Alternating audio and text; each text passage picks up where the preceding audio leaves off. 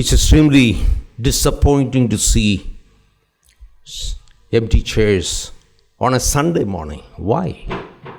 It's a holiday. And much more disappointing, I was told to be here by Priyamada at 10 o'clock to light the lamp. I come here, I see only black shirts here, only the organizers, and just a couple of other people. Why are we like this? Why are we like this as a nation? Why? On a working day, you can have your excuses. I'm at work, got delayed. But why on a holiday, on a Sunday? Why? I've been in public life for 47 years. As an IAS officer, as an independent MLA, as a union minister, as a social worker, as a member of parliament, as an author. I have never been late even by 1 minute in 47 years. Not 1 minute late. Do we as a nation show leadership? Let me come to that basic thing. Isn't it the most essential quality of a leadership of a nation or of a person that the person can turn up on time? If you have no value for time, are you ever going to be a leader? Are we? What are we so busy with on a Sunday morning? The entire world generally starts working at 7:30 in the morning, even at -30. The entire Canada, US, Western world, they start working at 7 o'clock. My sister lives in a place where she gets at least 10 feet of snow. If she is late for work by 1 minute, she will lose her job. Why can't we in India do things on time? We want to be a global leader, and this is what we do. I'm deeply disappointed, but I'm happy I came on time to listen to Priyamada. I think that's one of the best speeches I have ever heard in my life. I go to lots of them, but I think that was one of the best. Can we give her a big applause? She spoke her mind. It was so clear what really ails the world. I think it was very clear from her address. So I'm happy I came on time to listen to her. Can we have the mobiles on your table or on silent, please?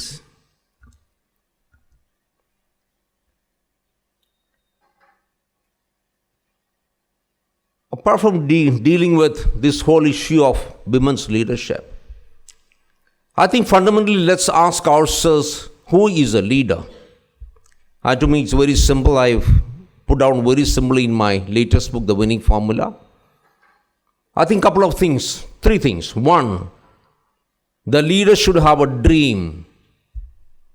Number 1, leader should have a dream. How many of us can say we have a dream? When I was Principal Secretary Higher Education, Kerala, this girl who was the first in Kerala in the board examination, we had a massive congratulatory meeting for her. Chief Minister was there, the Minister of Education was there, I organized it. All the newspapers had her on the front page. After the meeting was over, when she came down, I asked her a very simple question. Hey, you are the most brilliant girl in the state of Kerala. What are you going to do with your life? Simple question. What are you going to do with your life? I asked her also in Malayalam. She thought for a long time, and then you know what she said? I'll go home and I'll ask my mother, then I will tell you. According to me, she is mentally retarded, mentally challenged. How many kids coming out of our schools have a dream? You tell me. I was member of the drafting committee of the new education policy. We come out of the beautiful document. I think that's one of the best things that Modi government has done. And what are examinations? Simple. You study by heart what the teacher tells you. Write down note without missing a comma or a full stop. You go to the tuition teacher, you study it by heart, and then you vomit out into the answer sheet. This is a generation which is graduating from our schools and from the colleges as well. Is this the leadership we are teaching our country? Where is India going to be a leader if this is the kind of product which India produces? Sorry, Kerala girl who got the rank is not an exception. I think this is a rule across. I think we need generation of people who can dream for themselves. That was the whole address of Priyamada. Her right to dream for herself as a woman, as a person, without restraint. I think that was fantastic. How many of us sit with our children and tell our child, my dear child, I don't want to be ranked number 1 in your class. I don't care. But I want you to be a good human being who will make a difference to the world. How many of us have the courage to say that? No. What is your rank? When you go abroad, whenever you meet a kid, the first question you generally ask is, what's the sport you play? What game you play? But in India, the first and only question we ask is, what is your rank? Who cares? Guess how much I got in my 10th board examination? I got 42%. I got 42%. I didn't know how to write one sentence in the English language. I studied under the kerosene lamp because my village didn't have electricity. But when I decided to do something, 100 people get chosen from 1.5 million people who write the civil service exam. I had the guts to write in my diary, I am going to be the topper. And I topped the written exams. Is it difficult? I was an idiot. And suddenly I realized, I told myself, look here, I'm intelligent, I'm capable, I can do it.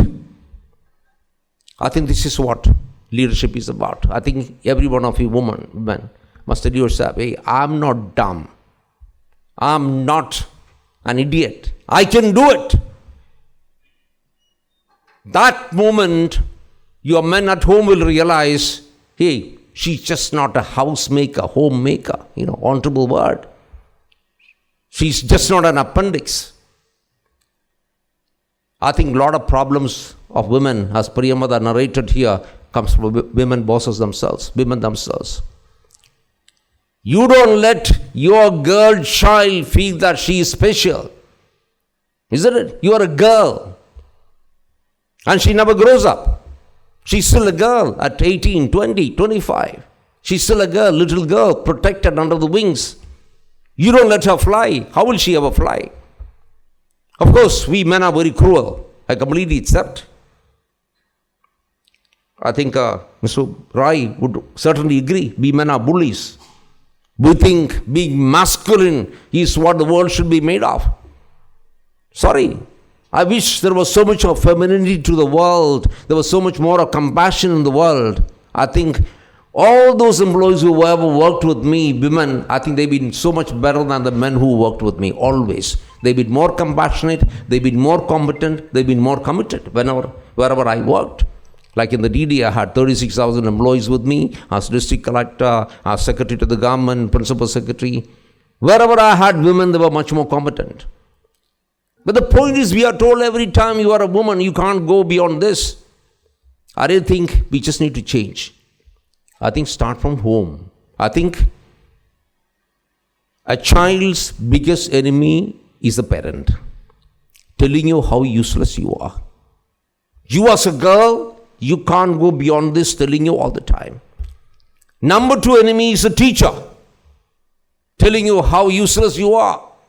The other kid is a genius, but you are only this. The moment you are in LKG, they classify you. This kid is a genius, this kid is average, this kid is useless. Get out of these mental blocks, ladies. I think we just need to change. Number 2, once you have a dream, and dream big, don't dream small things. It doesn't cost you anything. Did it cost me anything to write in my diary, I'm going to be a topper in the IAS? Did it cost me anything when I said I want to be the best district collector in the country, Kottayam, and I won the best collector award for 4 years? We pioneered the literacy movement in India by making Kottayam the first 100% literate town in the country. And mind you, For all these things we did, Kottayam is today the only zero poverty district in the country. So if we want, we can do things. Number 2 in the leadership, after having a dream, share that dream with other people. Share. Have some good friends, your employees, your office, with whom you share your dream and say, my dream must become a collective dream of the nation, of the organization where I work. And number 3, work hard to convert these dreams into reality. And this is where the problem arises, as Priyamada said. We men who rule the world don't realize that women, we put them into so much of trouble. Yesterday's Times of India editorial, it talks about a woman having to spend 236 minutes extra at home being a housemaker, while a man spends only 27 minutes. Can you believe this? What are men good for, yeah? Priyamada? Are we good for anything? 27 minutes versus 236 minutes. This is based on a survey. Yesterday's Times of India editorial. We expect everything. Put our leg out, watch television, have a busy day in the office. What was the woman doing in the office? What was the woman doing? I have my niece working in earth sciences. She's a scientist. When she returns home, she gets to the office at 8 o'clock, returns home at 9:30 because they make her work so hard. Her own mother asks her, what are you doing in the office? Yeah, her own mother. And then the son says, Amma, what is this? And she's made to work also on a Saturday and a Sunday. And her own mother doesn't realize that this lady is made to work like crazy. Then you come back, look after the son, look after the mother-in-law. I think this world is very cruel. Ladies and gentlemen, rise up, fight for your rights. Let me just read out to you a poem written by one of my favorite poets, Maya Angelou. You must have heard about her.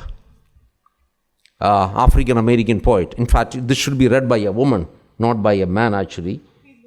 Shall I read? But it should be read by a woman, then only it becomes effective. Okay. I can? Thank you. Thank you. Phenomenal Woman, that's the title. Everybody listen very carefully, okay? This is what you should be. By Maya Angelou. Pretty women wonder where my secret lies. I'm not cute or built to suit a fashion model size. But when I start to tell them, they think I'm telling lies. I say, it's in the reach of my arms, the span of my hips, the stride of my step, the curl of my lips. I am a woman phenomenally. Phenomenal woman, that's me. I walk into a room just as cool as you please. And to a man, the fellows stand or fall down on their knees. Then they swarm around me, a hive of honeybees. I say, it's a fire in my eyes, and the flash of my teeth, the swing in my waist, and the joy in my feet. I am a woman phenomenally. Phenomenal woman, that's me. Men themselves have wondered what they see in me. They try so much, but they can't touch my inner mystery. Then I try to show them.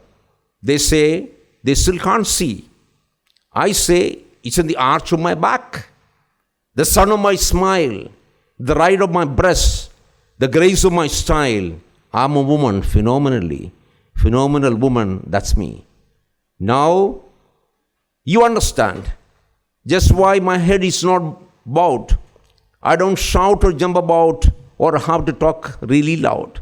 When you see me passing, it ought to make you proud. I say, it's in the click of my heels, the bend of my hair, the palm of my hand, the need for my care, because I am a woman phenomenally. Phenomenal woman, that's me. Ladies and gentlemen, that's a fantastic poem. Go home, read each of these words, and be you, just be you. Let me tell you, 27 years in the IAS, not single telephone call from any politician. When all bureaucrats complain that they are not allowed to work, I haven't received a single telephone call from any politician ever. And I've been district collector for 4 years. I was commissioner of Delhi Development Authority. I knocked down 14,310 illegal mansions of the mafia. No telephone calls. Ladies and gentlemen, be yourself. Do not be a slave to your mother, to your brothers, to your husbands, okay, to your bosses. Just be yourself. Stand up and fight, and India will become a global leader. Till that happens, ladies and gentlemen, we are not going anywhere. Thank you so much.